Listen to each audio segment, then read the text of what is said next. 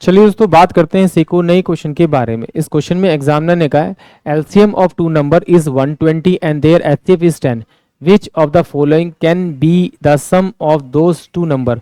यानी एग्जामिनर ने क्या कहा, उन दो नंबर का सम बताना है। अगर आपका बेसिक क्लियर है तो डेफिनेटली आप इसको सोल्व नहीं करेंगे, ओरली करेंगे। क्या करेंगे आप, इस 120 को इस 10 से डिवाइड करेंगे तो आपके पास में 12 आ जाएगा। इसका आप को प्राइम फैक्टर तोड़ेंगे तो ये आएगा आपका 12, इंटू में एक 1 आएगा और एक 3 इंटू में आपका 4 आएगा। इसको जोड़ेंगे तो ये 13 होगा, इसको जोड़ेंगे तो आपका 7 होगा, इसको मल्टीप्लाई करेंगे एचसीएफ से तो एक नंबर मेरे पास 130 आ रहा है, दूसरा नंबर मेरे पास 70 आ रहा है। जो ऑप्शन में होगा वही मेरा इस क्वेश्चन का करेक्ट आंसर होगा, यानी कि ऑप्शन डी जो होगा वो इस क्वेश्चन के लिए करेक्ट होगा। चलिए अब इसके एक बार डिटेल से सॉल्व कर लेते हैं। देखिए एग्जामिनर ने क्या कहा, मेरे पास दो नंबर है, माना कि एक नंबर मेरे पास में A10 है, इंटू में दूसरा नंबर मेरे पास में B10 है, बराबर में 120 इंटू में एचसीएफ, एलसीएम इंटू में एचसीएफ यानी 10।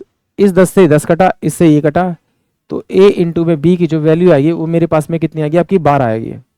अब मुझसे से फैक्टर तोड़ने हैं तो मैं फैक्टर ऐसे तोड़ूंगा, 4 इंटू में 3 टूटेंगे तो, और एक में 12 इंटू में 1 लिख सकता हूँ मैं इसको। तो देखिए इन दोनों का मैं सम करूंगा तो मैं सब मेरे पास 7 आ रहा है, इन दोनों का सम करूँ तो मेरे पास 13 आएगा, 13 आएगा। अब इसको क्या करेंगे, ये A की वैल्यू मेरे पास आई थी, ये सॉरी A प्लस B की वैल्यू मेरे पास ये थी, और ये A प्लस B की वैल्यू थी। अगर मैं इन दोनों को जोड़ता तो मेरे पास में A10 प्लस का आपका B10 होता आपका, तो यहाँ से 10 में कॉमन निकालता तो A प्लस का मेरे पास में B रहता।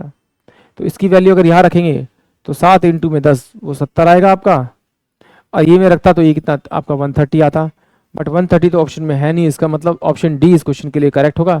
आई होप आप सभी क्वेश्चन समझ में आया होगा।